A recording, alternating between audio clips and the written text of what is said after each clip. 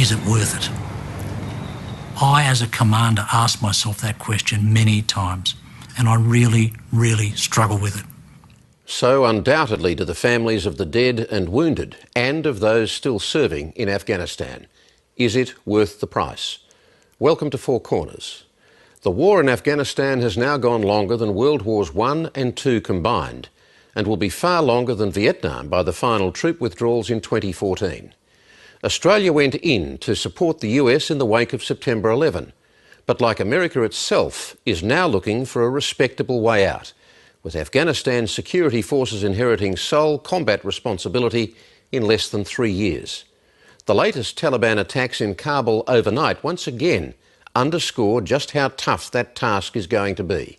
The cost in human life and money has been very substantial over time. Thousands dead, including civilians, $500 billion in military spending by America and $7 billion by Australia to the end of this year. Some frontline analysts who know the situation intimately say the success that's been claimed has been overstated. One veteran civil aid expert says locals believe the Taliban could retake the province of Uruzgan within 2 weeks of an Australian troop withdrawal. Tonight, Four Corners looks at what Australia's objectives were going in late 2001 and then going back a second time, and asks leading experts and Afghan war veterans what has been achieved. I'll then seek answers from Defence Minister Stephen Smith. First, the story from reporter Jeff Thompson.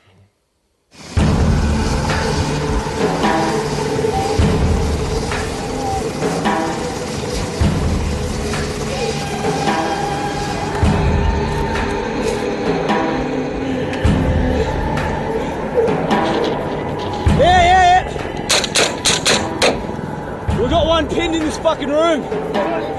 Go in the side. Australian troops putting their lives on the line in Afghanistan. Yeah, someone go down low, go in. Just as they do each and every day. Fighting a bloody and expensive war our government rarely wants us to witness. Back! Move! Go! No, that wasn't it. That was. The number of coalition soldiers killed here will soon exceed the near 3,000 civilians who died in the September 11 attacks. 32 of them have been Australians. 5 objectives have been repeatedly stated as the reasons for Australia's war in Afghanistan.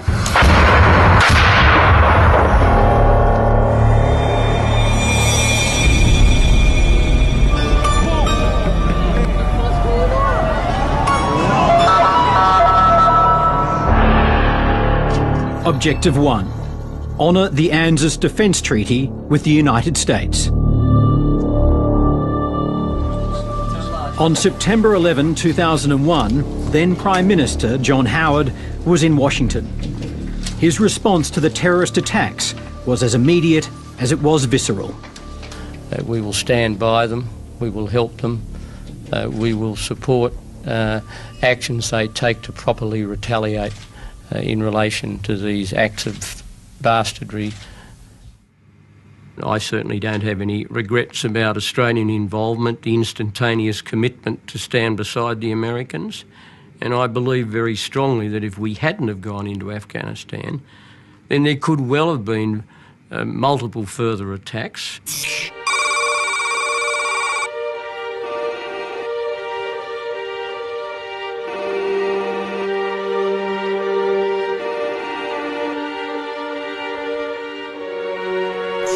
I was making it very plain that we would stand beside the Americans because given what had happened to them, it was a time for 100% allies, not 70 or 80% allies. And I did see that attack, and I still do, as being an attack on our way of life as much as an attack on the American way of life. And I spoke, I'm sure, at that time for the great bulk of the Australian people. For the first time in its 50-year history, Australia invoked the ANZUS Treaty. Good afternoon. On my orders, the United States military has begun strikes against al-Qaeda terrorist training camps and military installations of the Taliban regime in Afghanistan.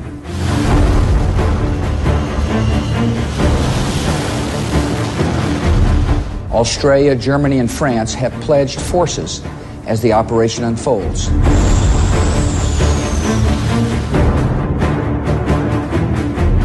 Well, it's always of advantage to this country to have a close alliance with the most powerful democracy in the world, militarily speaking and economically speaking. I think that's self-evident to the Australian people, and there was a time in history when the strength of that alliance was important to Australia's survival, namely in World War II. At its heart, it's about supporting an alliance with the United States. That's what got us into this when the ANZUS Treaty was invoked.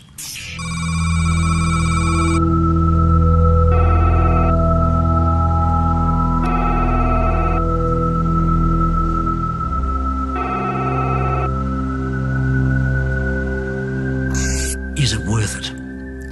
I, as a commander, asked myself that question many times, and I really, really struggle with it.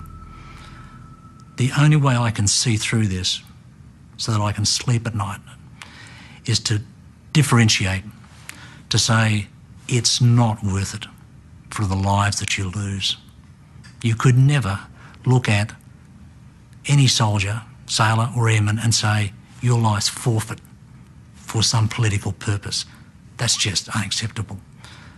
But at the highest level of strategy and in the dirty, ugly world of international relationships where it's you scratch my back, I'll scratch yours, that those lives become less important. And taking that longer-term view, that hard-nosed, realpolitik view that politicians do and must, it's worth it, but not at the human level.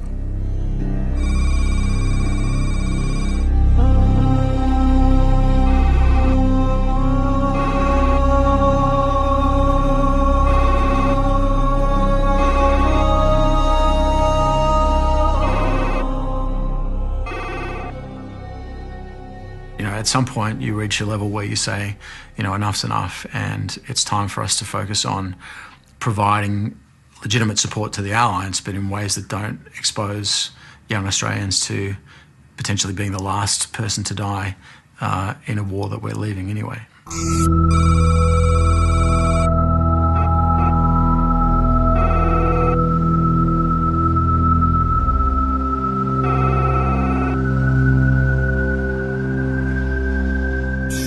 I think it's absolutely clear that Australia has done everything and more that was expected of it. So in terms of supporting and honouring the ANZUS alliance, I think we can be very clear that we've achieved that objective.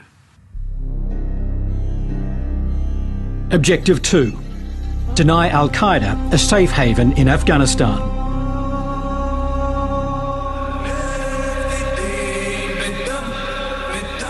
Denying al-Qaeda a safe haven has been the most consistently stated justification for the war in Afghanistan. On the morning of September 11th, 2001, I was in the White House attending the senior staff meeting of the National Security Council.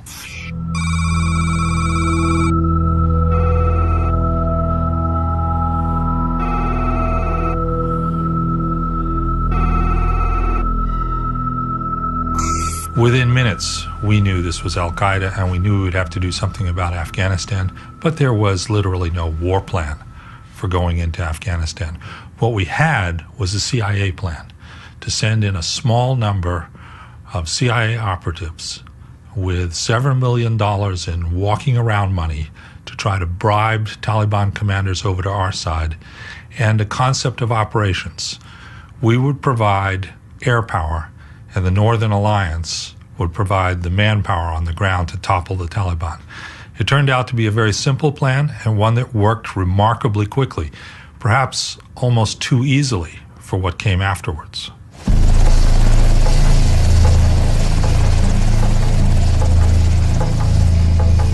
From the outset, Australia was part of the hunt for al-Qaeda. 150 Special Forces troopers landed in Afghanistan in December 2001. It's estimated there were about 5,000 al-Qaeda fighters in the country at the time. But even before that job was done, the United States was distracted by Iraq.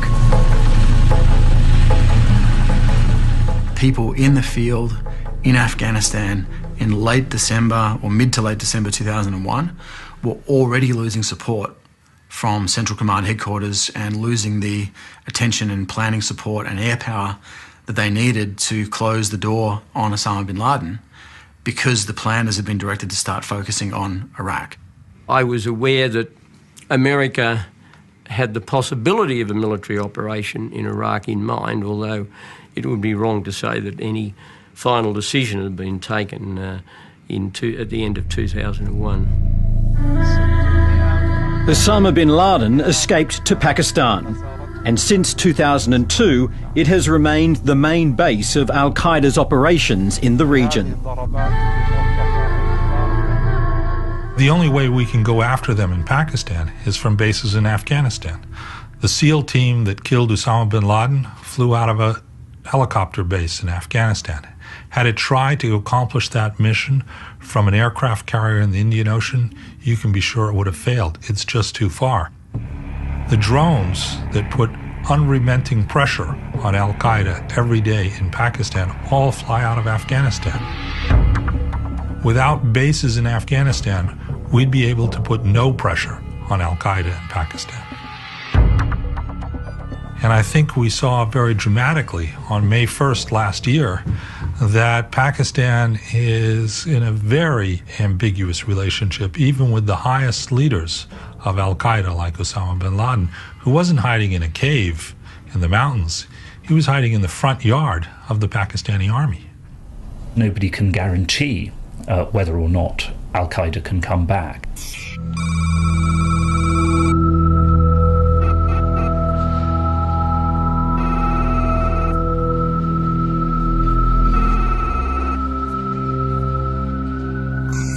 What is in all circumstances going to be a very weak Afghan state will not be able to prevent some al-Qaeda people coming there, basing themselves there, travelling through.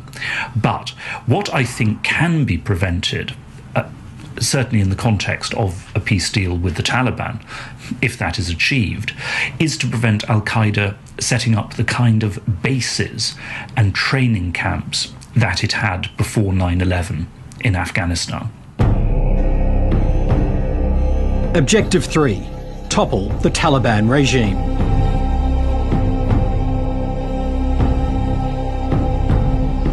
Before the September 11 attacks, Afghanistan under Taliban rule was already a pariah state.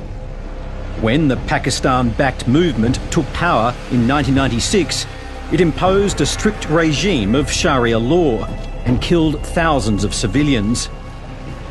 The Taliban's brutal treatment of women attracted international condemnation.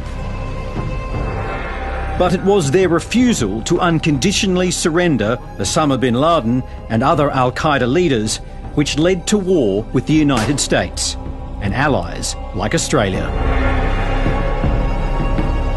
The Taliban were brilliantly and very quickly defeated in 2001. It's clear in retrospect that they'd lost the confidence of the vast majority of Afghans. But with a safe haven in Pakistan and with the active support of the Pakistani Army and Intelligence Service, the Taliban have staged one of the great military comeback stories of the last 50 years.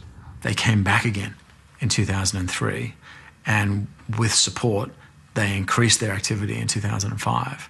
So there was a real time window there of 2 years at least, where it would have been quite possible to craft a new structure that worked and was based on a genuine reconciliation. But it didn't happen.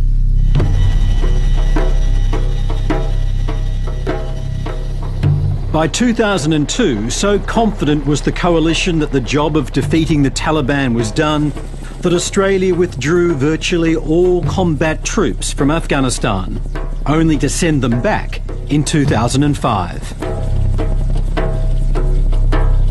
I mean, you might argue, well, we should have left them all there, but I can tell you if we'd left them, we had all left all of our forces there, No matter what anybody was saying about Iraq, we'd have been heavily criticised for keeping forces in a country after the immediate objective had been achieved. Bear in mind that the objective was not indefinite occupation.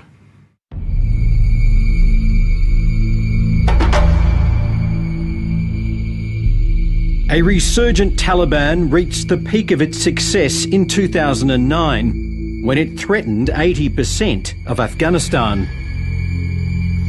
In April of that year, Kevin Rudd announced a 40% increase in Australian troops, bringing the total number on the ground to 1,550, more than 10 times Australia's original commitment in 2001. We can only do, in my view, what we've been asked to do. And from a military commander, when I was there, all I could ask of my soldiers was to do the mission that we've been assigned. Train the Afghan forces in Uruzgan province to the best of our ability. And that's all we can do. We can't solve Afghanistan. Australia can't solve Afghanistan. In America, President Obama bowed to pressure from his Afghanistan generals and agreed to a troop surge of 30,000. These additional American and international troops will allow us to accelerate handing over responsibility to Afghan forces and allow us to begin the transfer of our forces out of Afghanistan. Debate still rages over how effective Obama's Afghanistan surge has been. The Taliban have adopted more of an urban assassination and bombing tactic because they can't operate so freely in the countryside, and as a consequence, there's an improvement in security and stability in the countryside. That said, in the same time frame, the insurgency has gotten worse in the east and has spread to the north and the west. So this is a side effect of not having enough troops to do the job across the country simultaneously. We had to press in one area, and we certainly have reduced Taliban activity there, but they've sort of spread around and moved to other areas as we've done that. At some point, this will fall apart, and if we don't change anything, my assessment is that this will end in a strategic defeat for the United States and the entire coalition. And at some point, that cannot be hidden by positive words.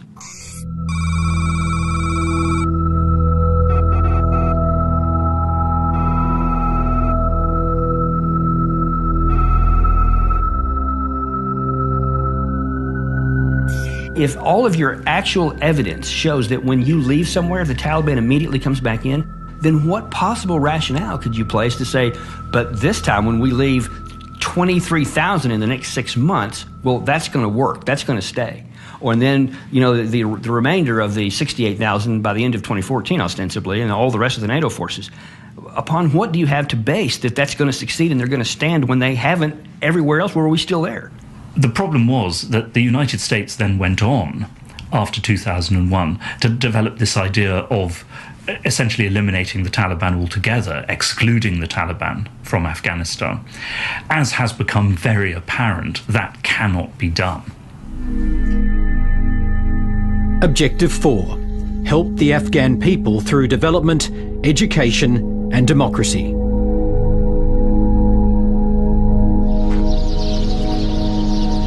The war may have begun as a pursuit of Al-Qaeda, but lofty ideals of helping Afghanistan's people were quickly grafted on to justifications for the invasion. We see the work that's being done and the progression being done. I think if we weren't here, the progression of construction would be extremely slow. They would still carry on with their lives, but we're giving them a step up, I believe. So it took 7 weeks to kick the remaining Al-Qaeda guys out of Afghanistan. Then at the Bonn conference in late 2001 and early 2002, there was a very maximalist set of nation-building objectives kind of tacked onto that military objective. And I think over time, people have realised that that was just far too ambitious a set of ideas for the resources that we allocated to it. It's been estimated that of the $62 billion in aid pledged by international donors since Bonn in 2001, only 5% reached local Afghans. incredible sums have gone to Western officials and aid workers in Kabul. Even bigger sums have gone to contractors with enormous profits, enormous overheads, enormous payments for security. Huge payments have been made to consultants, many of whom have hardly actually done any work in Afghanistan. And then, of course, when money is given to the Afghan authorities, so much of it has been stolen and disappeared in the form of corruption.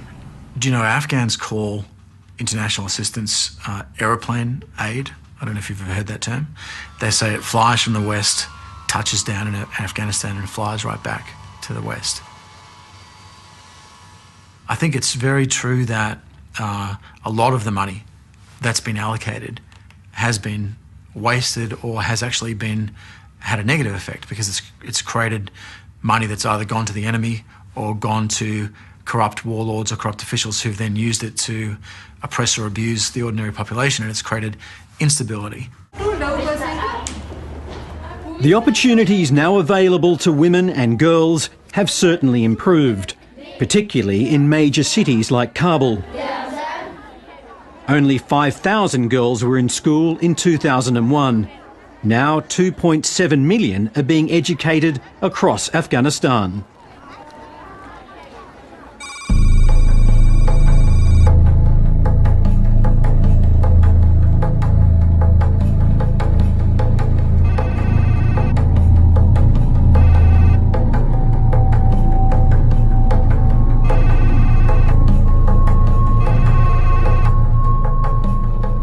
Quantitatively, there are much more schools. There's probably from less than 30, now 205. There's madrasas, but most of the gains are for boys.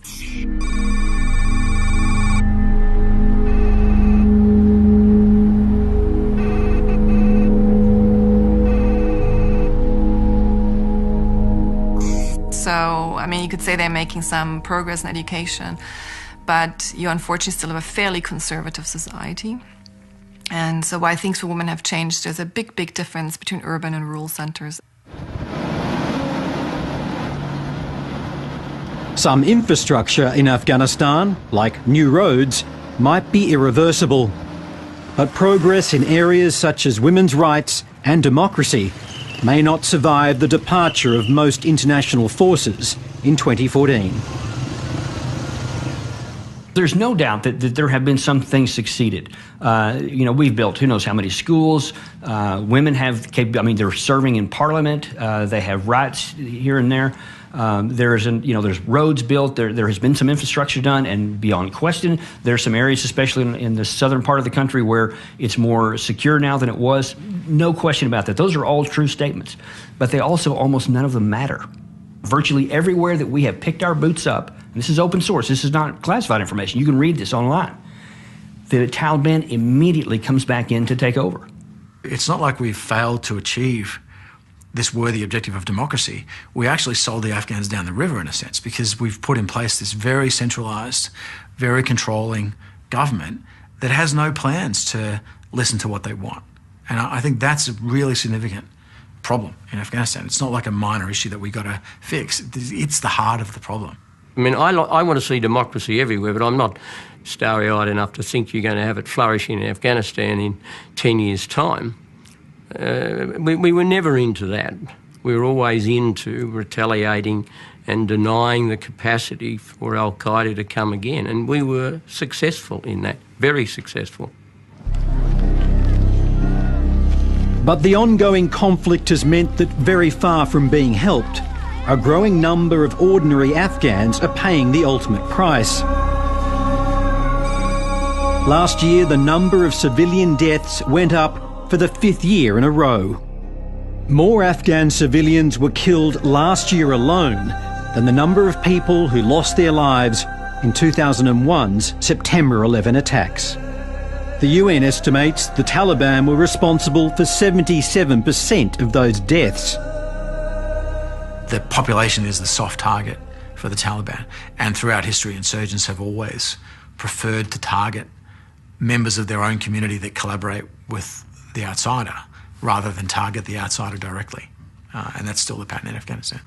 It doesn't matter to the Afghan people whether they kill them or the Taliban kills them, or whether our accidents kill them. We brag about, oh, it's only 23% is the coalition and 77% is the Taliban. They don't care. And you can read open source material from the local media that they confirm this. It doesn't matter to them who does the killing. It matters to them that we can't stop it. I mean, for them consistently to say, yes, we honorable can leave in 2014 and we're not leaving behind a mess, you have to say, yes, we're on track. Yes, we're making progress. Yes, things are getting better.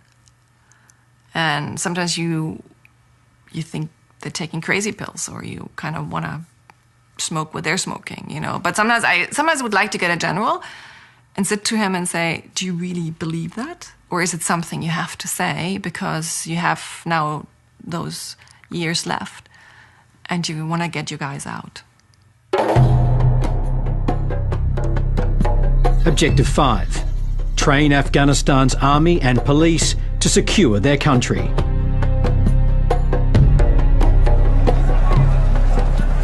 Since President Obama named 2014 as an exit date, the NATO mission has focused on increasing and improving local forces so they can take the lead in securing Afghanistan.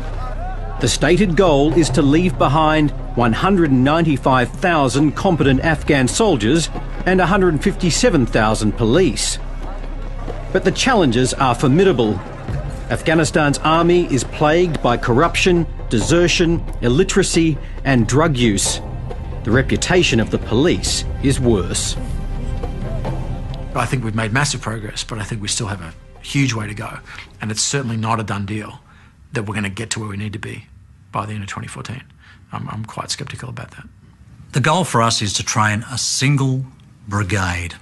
Now, a brigade of the Afghan army is around 2,000, 2,500 people, and it comprises about 4 groups called Kandaks of about 600 or so. And that's essentially the fighting force that we're trying to train up. Now, that force is patchy in terms of its quality and the training it's received. Part of it's going okay. Parts of it have a long way to go. But it is, as an organisation, moving in the right direction.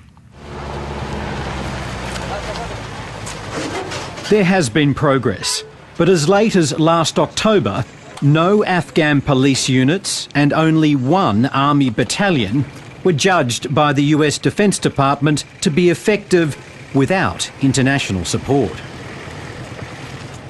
I mean, tell me where the logic is in this. What we have failed to do in 10 full years of war, now into the 11th year. We've already started the return of troops to the tune of 10,000. 23,000 are physically in the process of getting ready to leave. And what we have not been able to do in 10 years, now then we're going to say with a continual bleeding off of troops and the money that goes along with it, the Afghan guys are going to accomplish what they could not do with our presence there without our presence there.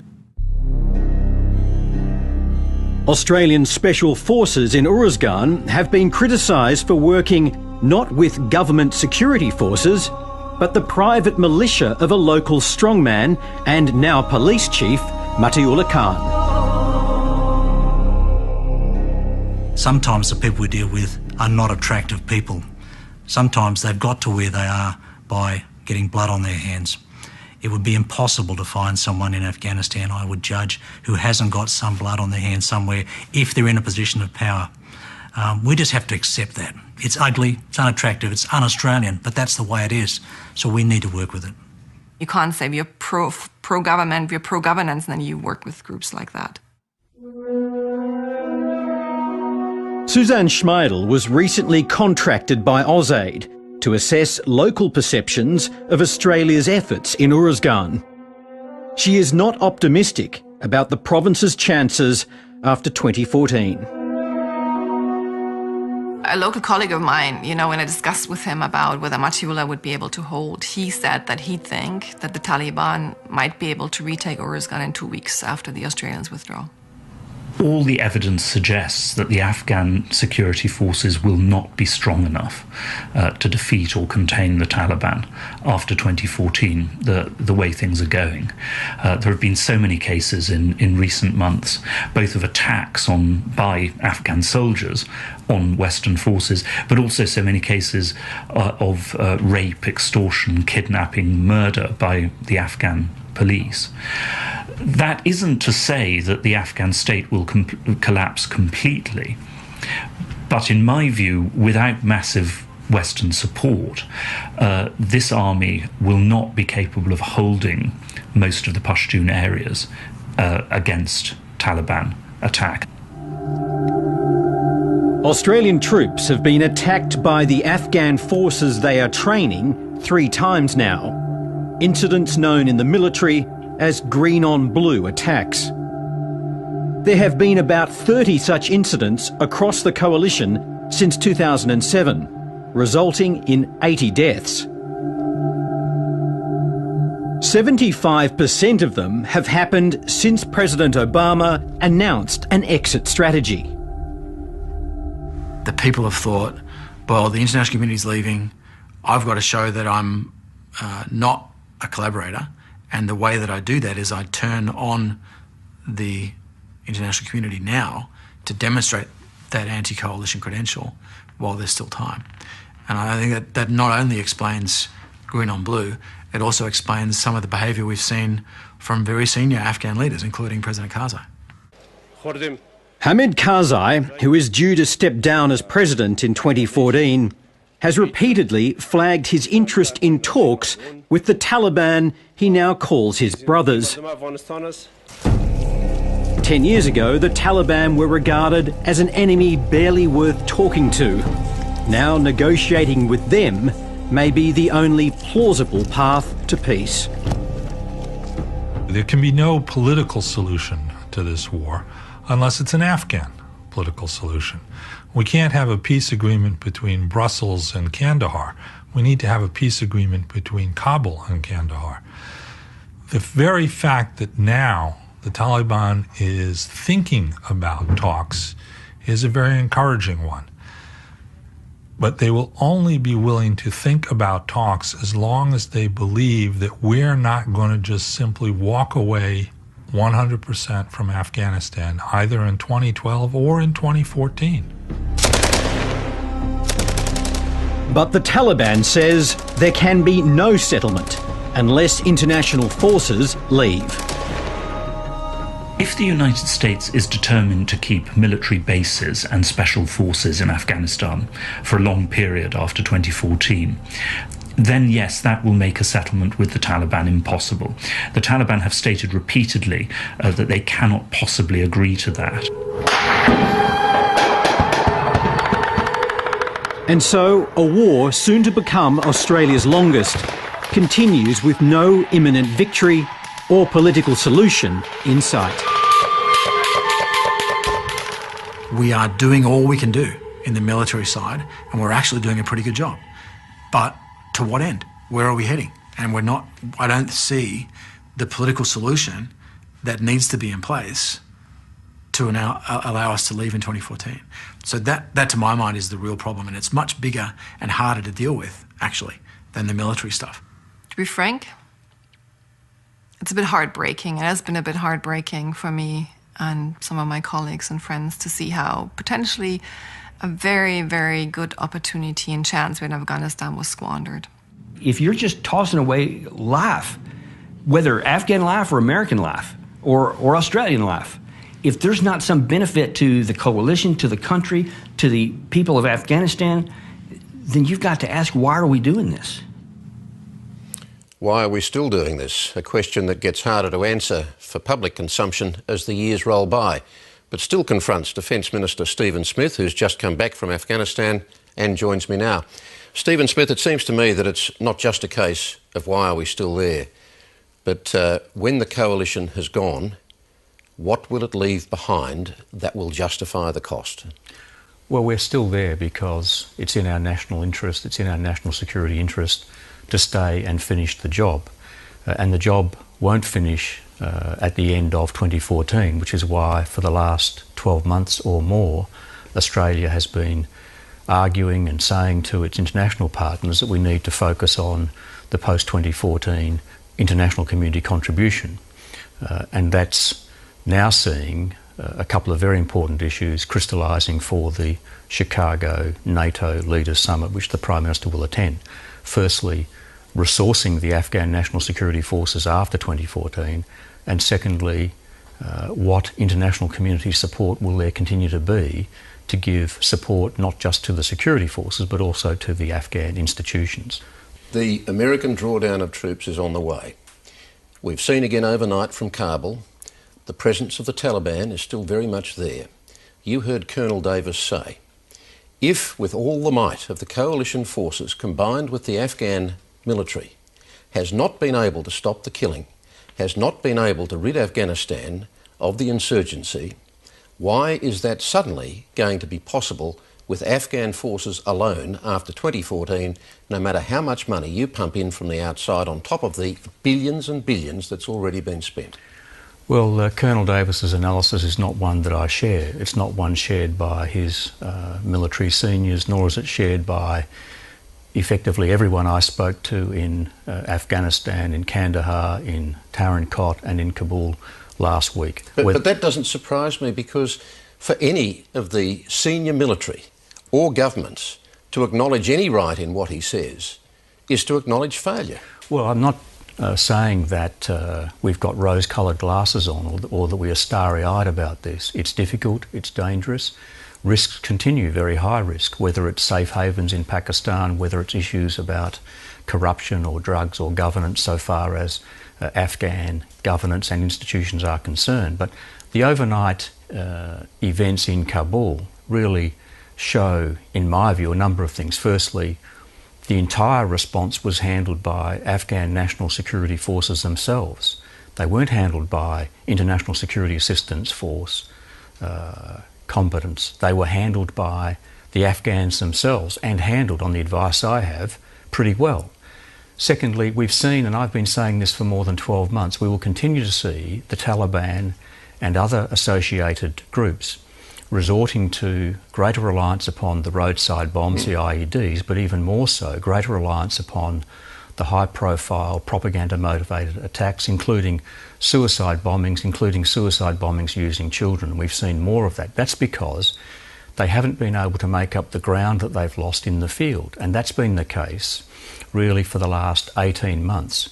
The surge, which was United States and International Security Assistance forces, has been effective. They have not been able to take back any ground at all. And that's why they've been resorting to the high-profile attacks. And that's also why, for the first time, we've seen clear indications that they are contemplating having talks. Now, it's at early stages, but it does underline the point Australia has made for a number of years, that this can't and won't just be a combat or military solution. It also needs to be a political solution. Well, you disagree with Colonel Davis. Do you also disagree with Suzanne Schmeidel, who has been there since 2002, who has significant credibility, who was lead author in a report that was commissioned by AusAid, an Australian government agency? She says, when she hears coalition generals talking about being on track, making progress, things getting better, she thinks they're taking crazy pills. Well, she's been dealing quite correctly with the development issues and the governance issues and the services on the ground. And I have repeatedly made the point that in terms of progress or improvement, we find it first on the security front, particularly with the army. There's no doubt the police are lagging behind. But where we find Afghanistan at its worst are the delivery of services and the provision of basic facilities to their people. And when I met with the Governor and the Deputy Governor of Oruzgan Province, the Police Chief, the Director of the National Directorate of Security and the Army Commander of the 4th Brigade, to a man, they all said the most important thing now are not security issues, the most important things now are developing and providing the services. And whilst we have made... But this is a ticking time bomb. A deadline has been created. How you work that deadline out, I don't know, but a deadline has been created and the time is ticking down. Well, the deadline is transition to Afghan national security forces to enable them to take lead responsibility for security. But how much confidence do you think the people of Afghanistan out in the countryside and provinces like Uruzgan actually have that their government, which has a very low credibility in Afghanistan, can hold the line against the Taliban? And what do you say again to Susan Schmeidel when people say to her in Uruzgan that the Taliban could be back, we'll just move back in within 2 weeks of Australia leaving? Well, to finish my answer, by the time you get to the middle of 2013, you'll have all of the population of Afghanistan under lead responsibility. And that will be the case with the International Security Assistance Forces essentially playing a background and advisory role, a combat role where necessary or required, until the end of 2014. But at 2014, the international community contribution doesn't stop, and it doesn't stop there. But on the combat front, it does. While Australian soldiers now are being killed by Taliban bombs, President Karzai is referring to the Taliban as his brothers. How do you process that? Well, what President Karzai is saying there is what I've said in my own language, which is not only does there need to be enhanced security and a military or combat solution which effects peace and security in Afghanistan, there also has to be a political rapprochement, a political settlement. And we're seeing the early signs of what the Afghans describe as reintegration, where fighters on the ground who've been running with the Taliban are now coming to realise that in many instances they're not fighting International Security Assistance Force soldiers from overseas, they're fighting their own countrymen, their own brothers. And Works both ways in a civil war. And they are laying down their arms. Now, the legitimate point which development assistance officers make is that we are coming off a very low base so far as the provision of services is concerned. It's also the case that the further away you are from the population centres, the more difficult it is to control security and the more difficult it is to provide services on the ground, whether you're a development assistance partner like Australia or whether you are a provincial or a central government. But at the same time, you want a local political solution. You're also saying that the international presence is not going away. It's still going to be there, partly in turn. I mean, the Americans are making clear they want to maintain bases of some description there because they want to continue to drop bombs on insurgency targets, whether it's extremist Taliban or whether it's Al-Qaeda, in Pakistan, which they say they can't do unless they maintain a base there. The Taliban say no political settlement until all foreign presence is gone. So the longer you stay, in their terms, the longer you put off any real solution. Well, two things. Firstly, any political solution can only be an Afghan-led political solution. It can only be brought about by the Afghan government speaking to other parties, including the Taliban. And the establishment of the Qatar office of the Taliban is a very early sign that the Taliban may well be interested in going down that road. They'll only do that if they believe two things. If they believe they can't win militarily and they've made no ground up in the field for effectively 18 months, and if they also believe the international community there is there for the long haul. And that's why it's been so important for Afghanistan to enter into long-term strategic partnerships with NATO. It will effect one with the United States. It's effecting long-term strategic partnerships with India, with Germany, with France. Even in retirement, General Cantwell still clearly lives with the anguish of seeing his soldiers die. And clearly he's still struggling to justify it.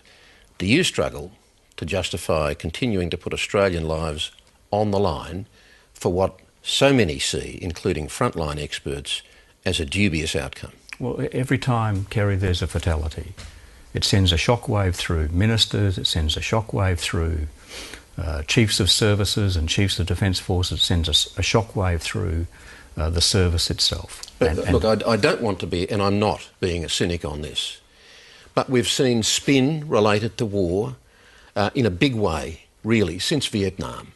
You have to say these things. You have to say these things.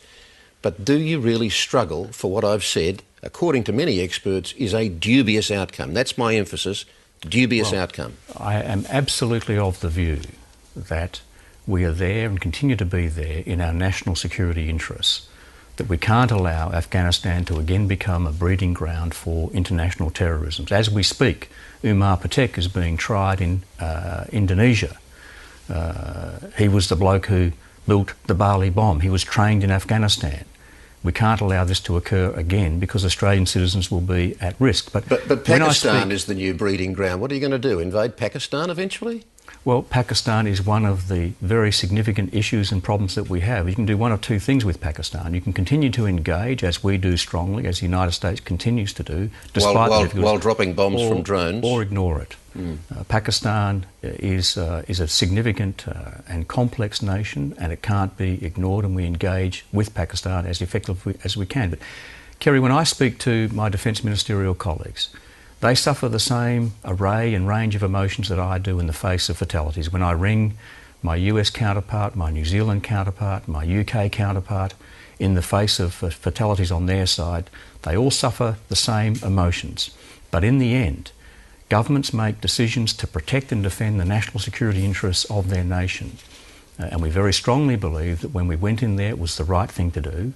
We continue to believe that, not just because we're there with the United States, we are there under a United Nations mandate, as we've been for a decade, with 50 other countries serving the international community's national security interests. And that's why it's the right thing to do, and that's why the 32 families who grieve on a daily basis are not doing that grieving in vain.